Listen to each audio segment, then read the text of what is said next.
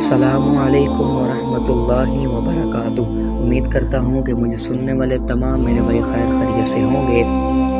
ہرگز یزید لعین کی بیعت نہیں کروں گا۔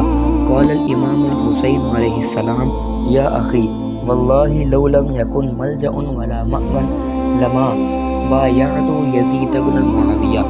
امام حسین علیہ السلام نے اپنے بھائی محمد حنفیہ سے ارشاد فرمایا، اللہ کی قسم اگر پوری زمین پر کوئی پناہ گاہ اور جائے امن نہ ہو تب بھی میں یزید بن معاویہ کی بیعت نہیں کروں گا۔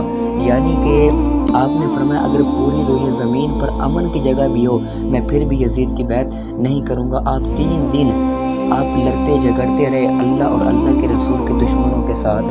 آپ نے سب کچھ اللہ کے راہ میں قربان کر دیا اور آخر پہ کیا کیا، اپنے نانے کا دین کو بچا لیا۔